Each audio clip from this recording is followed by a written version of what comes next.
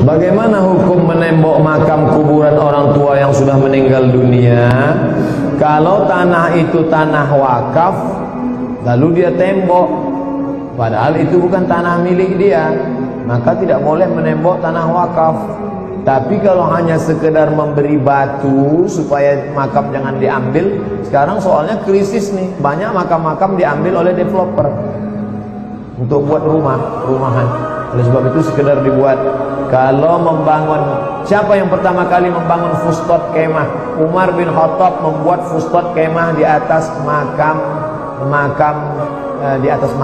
Beliau yang pertama membuat di atas makam Hafsah, fustot kemah di atas makam Hafsah. Nah, oleh sebab itu maka membangun sampai berlebih-lebihan, sampai keramiknya dari Spanyol mubazir. Kalau mau berbakti kepada orang tua bukan dengan cara membangun makamnya, tapi dengan cara bersedekah. Sedekahkan untuk pondok pesantren, sedekahkan untuk masjid, sampai saat datang bertemu dengan Nabi SAW, Ummi matat, ibu saya sudah meninggal dunia. Apa atasaddaqwanha? Apakah saya boleh bersedekah untuk almarhumah ibu saya? Kata Nabi, tasaddaq, silakan bersedekah, pahalanya sampai. Ayu sadaqatu afdal? Sedekah apa yang paling afdal? Saqiyul ma, memberikan air minum. Berikan air minum. Buatkan sumur bor untuk pondok-pondok pesantren. Buatkan sumur bor supaya cepat tempat wudu. Buatkan kamar mandi, WC umum untuk pondok-pondok pesantren, sekolah-sekolah agama. Itu sampai pahalanya. Daripada membangun berlebih-lebihan. Tapi hanya sekedar untuk memberikan tembok atau batu bata, sekedar menunjukkan makam, maka dibolehkan. Kata Syekh Atiyah Saqar dalam kitab Fatwa Al-Azhar, sekedar makruh saja, tak sampai.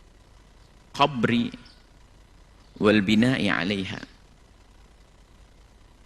Bab larangan tajsis, mentajsis. Tajsis itu adalah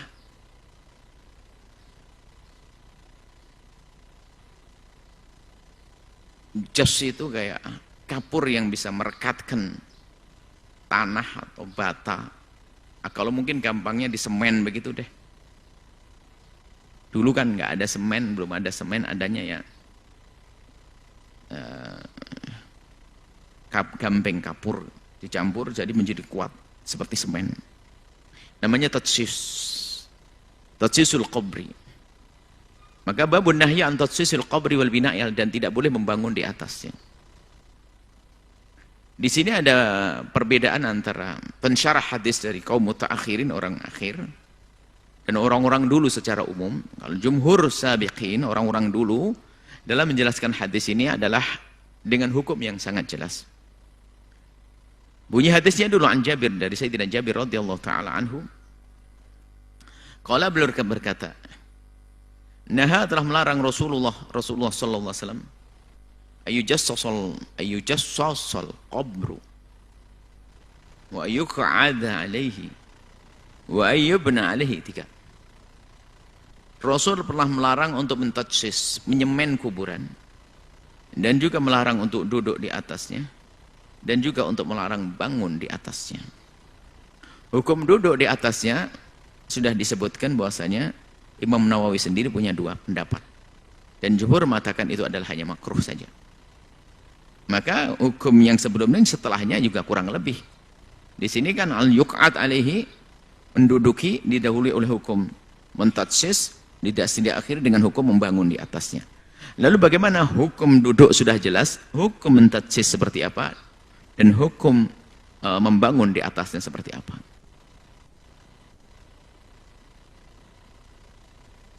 Nah, ini di sini terjadi banyak perdebatan. Bukan perdebatan sih, kalau perdebatan mencari kebenaran nggak ada masalah. Terjadi caci maki dan olok-olokan, perendahan. Sehingga semula yang ulama bisa berbeda pendapat di dalamnya menjadi seolah-olah itu pasti salah. Yaitu di saat melihat kuburan-kuburan. Ada orang yang betul-betul mengharamkan dan seolah nggak ada tawar sama sekali, mentajsis, menyemen, membuat nisan yang dari semen itu. Nisan itu bukan, nisan kan batu tandanya. Apa itu? Yang kuburnya dilingkari dengan bangunan, itu yang keras sekali mengatakan ini adalah haram, kemudian ini adalah bid'ah dan sebagainya. Baik, itu urusanmu. Tapi kita kembali kepada apa yang dikatakan para ulama. Apa kata ulama? Kan begitu. Ulama merinci dengan jelas. Pertama, ini kuburan wakaf atau kuburan tanah pribadi. Jika kuburan wakaf untuk kuburan, nggak boleh. Kalau ingin menyemennya itu haram. Karena itu nanti merepotkan bagi siapapun yang ingin mengubur lagi di tempat tersebut jika diperkirakan mayatnya sudah sirna, sudah hancur.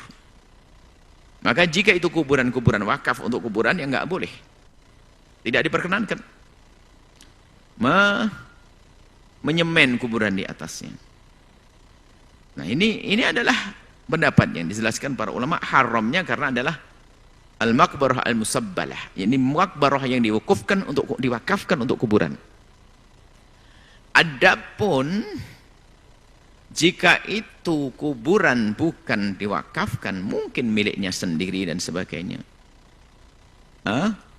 Wakaf untuk keluarganya sendiri dan sudah sepakati, maka jika demikian adalah, maka hukum mentajsisnya ini para ulama mengatakan adalah makruh, bukan sampai derajat haram. Begitu juga membangun di atasnya adalah makruh, bukan haram. Tujuannya ya untuk mempermudah bagi orang yang ziarah. Sementara ziarah kubur kan dianjurkan. Akan tapi di akhir-akhir ini ada orang yang ini yang jadi masalah, seolah-olah tahu niatnya seseorang. Seolah-olah orang yang membuat kubur ada bangunan di atasnya, langsung dia itu maknanya nyembah kuburan, menjadikan syirik dan sebagainya. Nah, ini nggak boleh semacam itu. Mengatakan yang demikian tidak diperkenankan, menuduh orang lain. Bahkan mungkin dia di saat membuat bangunan di atasnya, dikasih penutup, dikasih ini, mempermudah, anggap saja kubbah. Kubbah.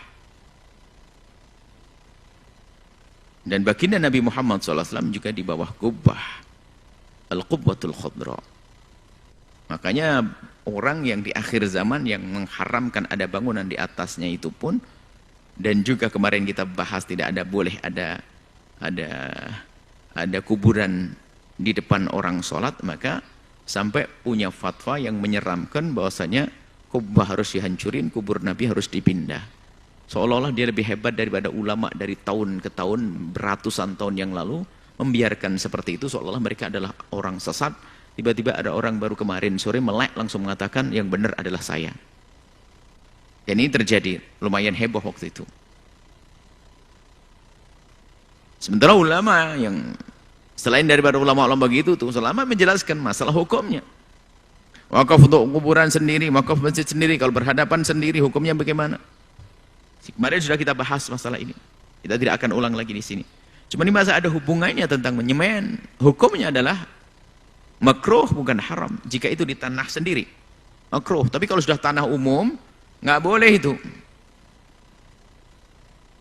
Dan jangan duduk di atasnya, jangan dibangun di atasnya. Ya, kalau pembangunannya adalah niatnya untuk yang salah ya misalnya, ada niatnya ada untuk sombong-sombongan, sehingga pakai hiasan yang macam-macam, sehingga seperti kuburannya orang yang bukan muslim.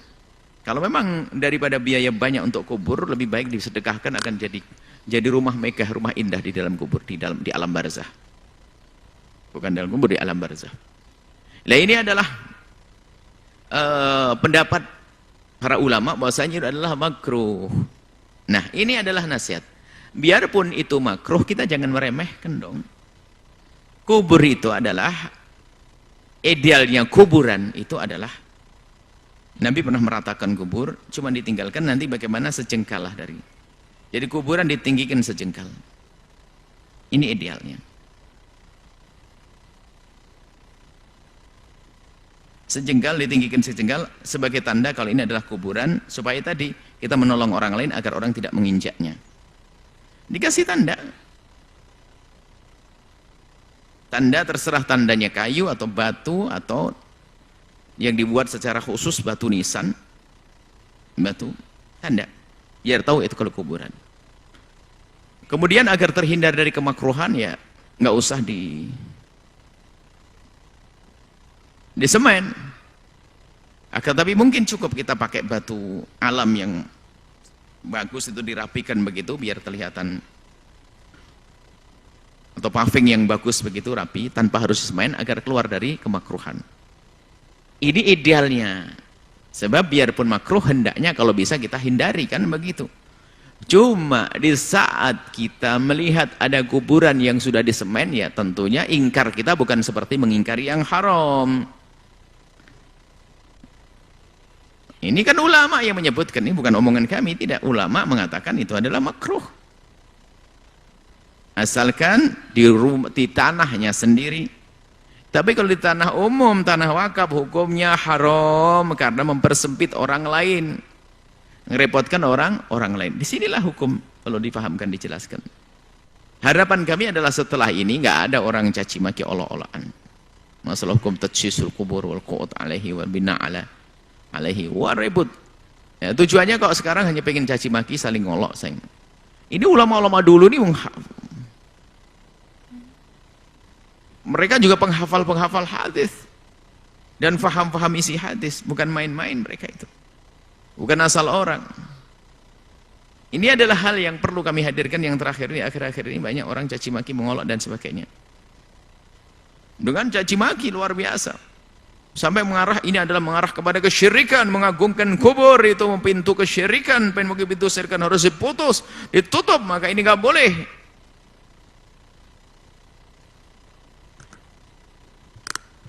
Nah ini.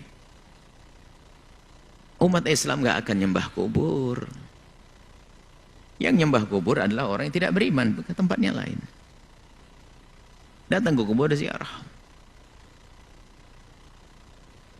Ziarah kubur dianjurkan oleh baginda Nabi, kuntu nahaitukum an ziyaratul kuburi. Setelah itu ala fazuruha fa innaha tudzakirukumul akhirata. Ziarah kubur karena yang demikian itu bisa mengingatkan kalian kepada akhirat. Ini tadi saya baca hadisnya. Jadi sampai Rasulullah an yujassasal qabru, disemen kubur. Disemen dan sejenisnya, tidak harus semen. Mungkin kapur, mungkin apa saja menjadikan tertutup. Nah, kemudian ada hal lain lagi. Disemen menjadi tidak makruh. Biarpun di tanah wakaf, jika memang untuk menghindari misalnya binatang buas, karena ada jenis binatang yang paling pandai menggali.